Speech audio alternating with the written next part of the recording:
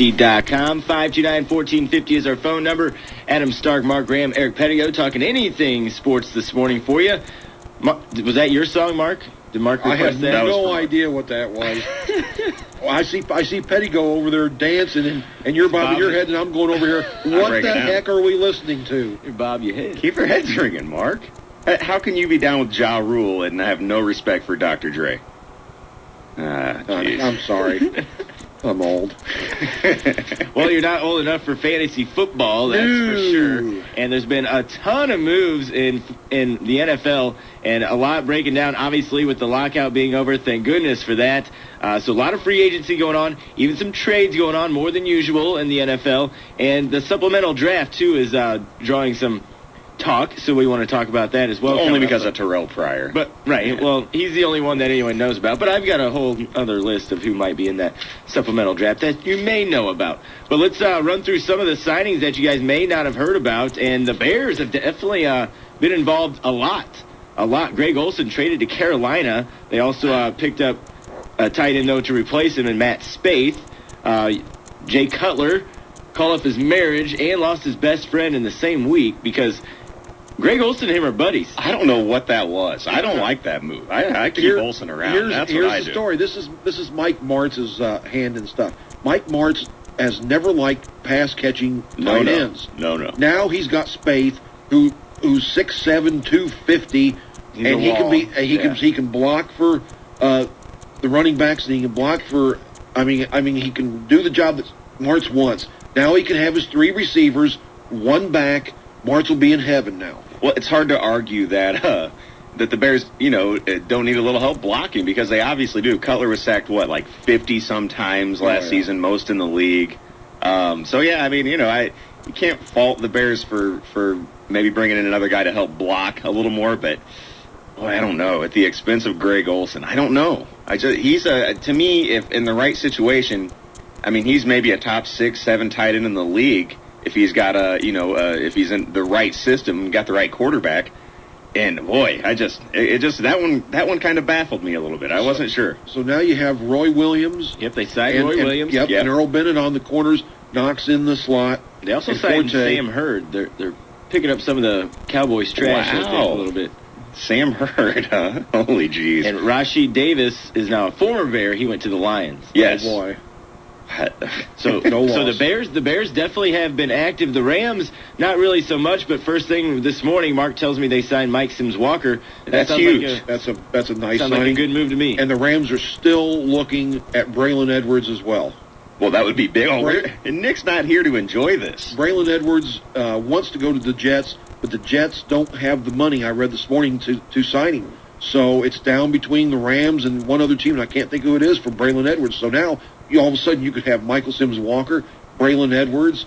You still have Clayton. All of a sudden now this wide receiving unit, Sam Bradford's got to be just going crazy now. And even got Danny Amendola looked good last season at times. So, that could be serious. If they start bringing in all these guys to put around Bradford, boy, that could be nice. I'm over here thinking if they do get, a Braylon Edwards, holy cow. That'd be serious. Sam Bradford made a lot of guys with lesser talent look good last season. And I make fun of St. Louis a lot, but boy, that could be, in that division, they were a game away from making the playoffs. So I think Braylon Edwards. Yeah, Bradford throws, from what I heard last year, he throws a very catchable ball where some of these quarterbacks have so much steam and spin on the ball that it makes it difficult for some of these receivers. Well, Bradford, I understand, throws a real good ball that receivers love to catch. So let's cross our fingers if you're a Rams fan. And don't you think the Rams should have, by now,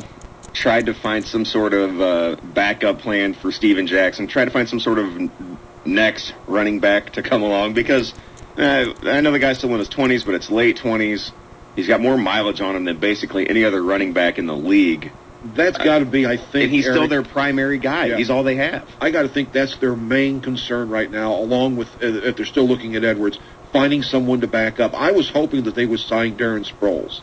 And they were in the talks for him. They sure were. But yeah, he ends up going to the Saints. Can you believe that? Well, wow. The Saints, that was a great move by the Saints. They got rid of Bush and that salary and brought in a guy who was Bush's equal. Better. In every way. I'm going to say better. If not better, I agree with you.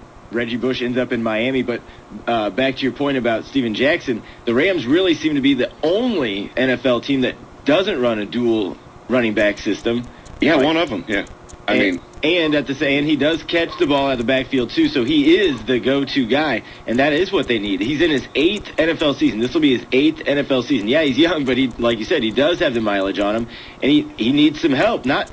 Maybe not the next guy, but at least someone, side by side with him. Something, yeah, a third down, but just something, just somebody to spell him every now and then. I think his yards per carry last year were the lowest they've ever been, if I'm not mistaken. Even though his yards per game were up, he was carrying a bigger part of the workload.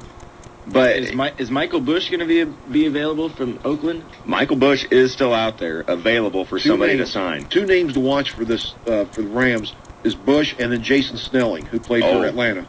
Yeah, and Snelling, when he got in behind Michael Turner, when Michael Turner and Norwood both went out, Snelling came in and stole the show a few times. Yeah, and he won me a few games. Yeah, he had some good games. Cobb does finally end up going to the Cardinals. I think that's a huge move. The Eagles finally landed Asamoah, who was all in talks about the Jets, but that never ended up happening. McNabb goes to the Vikings. I think that's good for them. Sidney Rice ends up going to Seattle. I don't get that, way Adam. Too much money. Don't understand that. Why in the world would Rice? This proves to be one thing. It's about the money with Sidney Rice, because he's not going to win squat in Seattle with Tavares Jackson. Well, yeah, I was going to say, but they brought in Tavares, his old buddy. Oh, yeah. They're in good shape. They got that old 1-2 punch that worked so well in Minnesota. Pete Carroll must be happy with 6 wins. Yeah, how many games did they win in Minnesota? Are they bringing in, do they have Leinart? Is he signed in Seattle yet? He is. There's your starter, boys. He is. Matt Leinart by Pete week Carroll? 6. Yeah, oh, yeah. Yeah, we'll see. We'll see if he can hack it. And then Chad Ochocinco and Albert Haynesworth go to the Patriots. Those are the last names that I had written down on my. No, I'm sorry. Vince Young to the Eagles as well. Big. Brad Smith went to the Bills. But of all these moves, guys, who do you think is going to make the biggest impact? I got to say, just altogether, I like what Philly's done. I mean, really, sure they get rid of Kevin Cobb. They had to. I mean, he wanted to be a starter. He needed to be a starter somewhere. They got a good player in return and a pick. They bring in Dominique Rodgers-Cromartie, and they get a pick. Now they have him playing alongside Asamoah, and they have Asante Samuel as their other cornerback. It's ridiculous. I mean, they still have Macklin. They still have LaShawn McCoy. They still have Michael Vick, who was like the fantasy's top scorer last year. So if they can just get Deshaun Jackson to show up, if they pay him a little bit of money, Philadelphia. I'm sorry. I'm disappointed they got rid of Akers. My favorite fantasy kicker is no longer with Philly. I'm in mourning. But no, honestly, Philly did an outstanding job. Absolutely. They're going to be a powerhouse to be reckoned with. They really did a lot of real sharp things. 529-1450 is our phone number. Let's take a call. Good morning. You're on Sports 101. Go ahead. Eric. Yo. Adam. Mark. Hello, Mike. What's going on, Mike? I'm in severe depression. Oh, no. Chad is gone. Oh, yeah. You lost your Ocho-Cinco. I lost my Ocho. Mike, it is time to hitch your wagon to a different pony, buddy. That Bengals team is in shambles. I mean, that owner needs run out of town with a bunch of angry, guys with pitchforks and torches. I'll be the only one. Cincinnati is the NFL's version of the Chicago Cubs. I mean, they're run so poorly. I don't know, that bad. Oh, pretty close. They're run so poorly year in and year They're out. so awful. They make the worst decisions as far as players. It's year after year after year. So yeah, Mike, do yourself, like Derek says, like someone else. Change your alliance before it's too late. You know who's good? The Packers. Like the Packers. I think I'm going to have to reside with the AZ Cardinals. But the one team that you guys are talking about is that I think nobody's really talking about is the Houston Texans. Yeah. I think they did a great job because they were last in the league in passing. They brought in Jonathan Joseph. Yeah, they got in another former Bengal, Jonathan Joseph, an excellent corner, and then they brought in Daniel Manning. Yeah. Kind of help out the return and the safety position there. So. And they got Matt Hasselbeck. Ooh. No, that's Tennessee. We're talking Houston. Sorry. Yeah. Oh, well, shut up. Good joke. Wrong team. Matt Schaub's still pretty good. Matt Schaub's decent. Yeah, no, you're right, Mike, and that's a good call. Houston definitely improved, in this offseason, and they were already really, really good anyway. Mario Williams.